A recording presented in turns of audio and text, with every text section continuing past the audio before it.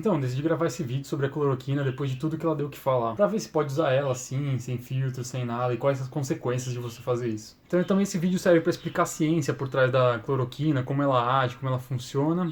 E pra isso a gente chamou uma professora muito boa, que atua nessa área de medicamentos faz muito tempo já. Então bora pro vídeo, vamos lá.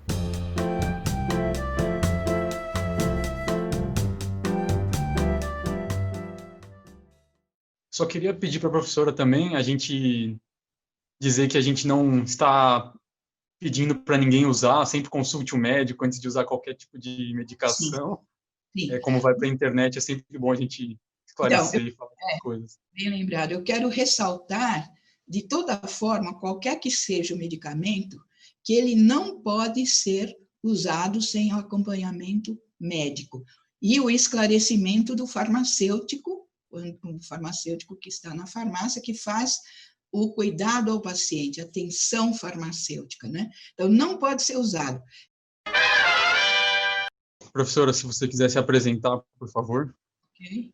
Bom, meu nome completo é Elizabeth Igni Ferreira, sou professora titular da Faculdade de Ciências Farmacêuticas da Universidade de São Paulo, isso há 46 anos.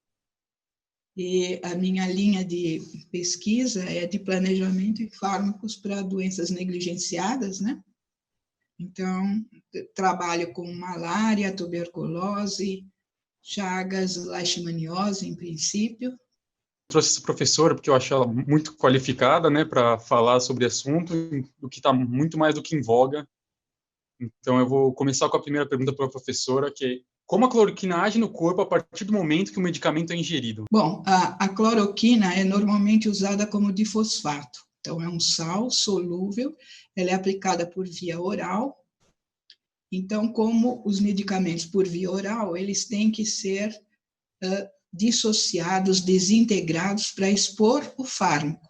Porque no medicamento não tem só o fármaco, tem mais recipientes, aqueles adjuvantes que ajudam a fazer a formulação farmacêutica, a forma farmacêutica. Então, o fármaco, que é a parte ativa, no caso a cloroquina, tem que se dissociar, desintegrar, ser solubilizado, tá? E depois ele vai percorrer o seu caminho, né? Então, a cloroquina, ela vai, depois de solubilizar, desintegrar, tá? Ela vai para o intestino, onde ela é absorvida, e aí ela vai para células do sangue, vai para o sangue, vai para outros tecidos, vai ser metabolizada, vai ser distribuída, vai ser excretada, então segue o caminho normal de um fármaco. Então, isso quando você toma um medicamento, tá? Então, ele vai ter uma meia-vida, né? O que significa? Quando 50% do fármaco é eliminado, ele tem uma meia-vida grande, tá? Ele é entre 40 e 60 dias, então tem uma ação aí prolongada e atinge a concentração plasmática, quer dizer, no sangue, né? Em 4 a 12 horas. Existem variações que são explicadas pelos indivíduos, né? Porque tem muitas propriedades que dependem do indivíduo, né? Então, existem alguns intervalos. Mas ela também se liga a proteínas do sangue, então, por isso também tem uma ação mais prolongada, ela fica mais tempo. E ela vai ser biotransformada no organismo. Por que biotransformada? Porque o fármaco não pode ficar eternamente no organismo. Ele tem que exercer a sua ação e depois ser excretado, né? Então, o metabolismo tem essa propriedade de mudar a molécula através das suas enzimas para poder transformar numa forma solúvel e ser, então, eliminada, né? A principal forma de eliminação da cloroquina é pelos rins, ok? Que, então, meio solúvel, né? Meio aquoso, então ela tem que estar numa forma mais polar. E o organismo se encarrega de fazer isso, e o órgão que é o biotransformador por excelência é o fígado.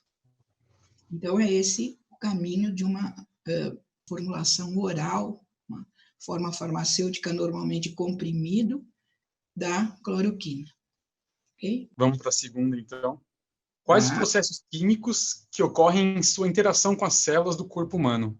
Então, a cloroquina ela vai ser distribuída, né? Ela tem uma predileção aí pelo sangue, mas também vai para outros tecidos. E lá onde existem os alvos, né? Então, no caso, o parasito, ela é primeiramente empregada para malária, ok? Só que hoje ela está sendo estudada, né, ou aplicada para o coronavírus, contra o coronavírus, mas ela é essencialmente antimalárica e também pode ser usada para algumas doenças autoimunes, como o lúpus eritematoso, e também para artrite reumatoide, entre outras doenças, né? Então, no caso de ser antimalárico, ela vai atuar em alvos do parasito. Só que não se garante, é por isso que vem os efeitos adversos, os efeitos colaterais adversos, porque ela pode interagir com outras células que não têm o seu alvo e provocar, então, esses efeitos. Então, além disso, como eu falei, ela é biotransformada, tá, por células hepáticas para poder se tornar mais solúvel e ser excretada depois de exercer a sua ação. Por que esse medicamento causa arritmia e o aumento de chance de infarto em pacientes que estão usando esse medicamento? Então, porque ela causa no coração, como ela vai em vários tecidos, no coração ela vai interferir com a condução elétrica do coração, tá? Então, ela age em alguns receptores, bloqueando receptores, né, que são aquelas estruturas do cálcio, né, que coordenam essa entrada e saída do cálcio, do sódio, do potássio, que estão intrinsecamente ligados com a função cardíaca. Então, o que acontece? Quando ela bloqueia isso, estabiliza a membrana. Estabilizando a membrana, você tem uma força de contração maior, então demora mais o tempo entre contrair e relaxar. E com isso, você tem uma perda do ritmo normal. E aí surgem as arritmias. E a arritmia pode ser uma causa do infarto. Quer dizer, ela pode causar também a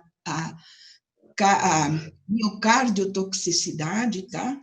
Então, de interagir com as células do miocárdio, e pode causar. E a arritmia também pode precipitar um infarto do miocárdio. É por isso que quando se aplica tanto a cloroquina como o seu derivado, que é a hidroxicloroquina, você tem que fazer um acompanhamento, né, da função cardíaca permanente, porque às vezes é um pouco difícil de você observar todos esses efeitos.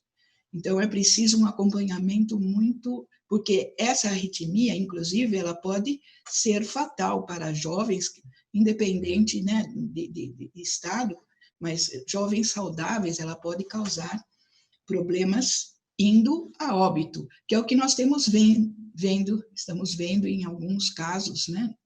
Então, esse sintoma, esse efeito adverso não é comum, é mais ou menos raro, mas quando há uma aplicação muito grande, como nós estamos vendo, dependendo da dose, ela pode aumentar essa incidência, né? Entendi. Só uma dúvida que me surgiu, essa coisa dela mexer com os íons das células cardíacas tem a ver com a cloroquina ser um sal também? Não tem. Não, já não. O sal é só para poder formular a cloroquina, tá? Ok. A cloroquina, como a gente diz, base livre, a molécula sem ser o sal, é mais difícil de formular.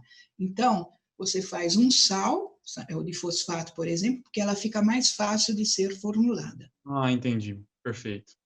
Como ela combate doenças como malária e as outras para quais o medicamento é usado? Então, como eu disse, ela é primordialmente usada, ou foi primeiro usada pela malária. Ela já tem muitas décadas, né, desde que ela foi sintetizada pelos alemães. Só que depois da guerra, ela foi redescoberta pelos americanos. E aí ela começou a ser usada em malária, que achavam que ela era bastante potente e com poucos efeitos adversos, o que não é verdade, né? Inclusive, existem muitos, porque ela é usada para um parasito do gênero Plasmodium, né? Então, existem 5 espécies, as mais frequentes, Vivax, Falciparum, nós temos as 2 aqui. O Falciparum é mais grave, pode ser letal, e é um problema muito sério na África, por exemplo, né, que tem infecções mistas, e pode, por exemplo, se diz que a cada minuto morrem 14 crianças de malária, né? Então, o grande problema da cloroquina e de outros antimaláricos é que ela suscita o aparecimento de parasitos resistentes. O que significa isso? Eles não respondem mais à cloroquina. Então, a malária é uma das anteriormente consideradas como negligenciadas que mais tem fármacos, né? Só que, devido à resistência, você acaba tendo poucos fármacos efetivos. Então, como antimalárico, ela vai atuar ela fica numa organela da célula, do vacúolo, que a gente chama vacúolo parasitário, dentro do parasito, e ela é usada, veja, porque a malária tem basicamente 2 fases, a fase a fase tecidual, a fase sanguínea, além da fase do mosquito. Então, ela age na fase sanguínea, o que nós chamamos de esquizontes sanguíneos, né? Então, é uma forma do que o Plasmodium adquire no seu desenvolvimento, no organismo humano. Bom, então, ela vai atuar no sangue, né? Porque o Plasmodium, ele precisa de aminoácidos, ele precisa de alimentos ali para poder formar as suas proteínas e sobreviver, tá? Precisa se alimentar também, né? E aí ele degrada a hemoglobina em 2 partes, que nós chamamos de heme e globina. Heme não é proteína, globina é proteína. Então, quando ele faz isso, sobra o heme. O heme é tóxico para ele. Então, o que ele faz normalmente? Ele vai ligar mais de uma molécula de heme, que nós chamamos a polimerização, para poder liberar, para poder tirar o heme da célula dele, tá? Uhum. Então, com isso ele forma um pigmento que se acumula, por exemplo, no pâncreas, no baço, e é chamado de hemozoína. A cloroquina vai interferir nesse mecanismo, porque ela forma um complexo com esse heme, que é uma parte da hemoglobina, e isso é tóxico, e não permite a formação da hemozoína, que é como se o parasito estivesse se desintoxicando. Tá? Então, ela age primordial. Ela tem outras ações, por exemplo, em ácidos nucleicos, né? Já se viu, ela forma um complexo com o ácido nucleico, DNA, mas o principal, e veja bem, há muito estudo ainda, porque cada vez se descobre mais alguma coisa com as ferramentas mais avançadas que se tem. No caso do lúpus e da artrite reumatoide, ela vai mexer com o sistema imune, porque essas doenças são autoimunes, o que significa o organismo combatendo ou atacando ele mesmo, né? Então, isso que é autoimune. E aí, essas doenças podem ser combatidas principalmente com hidroxicloroquina, que é um derivado, como você vai me perguntar depois, esse é um derivado e que é menos tóxico do que a cloroquina, né? Então, mexe no sistema imunológico e, como antimalárico, ela vai interagir, então, no interior do parasito para impedir que ele se desintoxique de um pigmento que é de uma estrutura que é ruim para ele.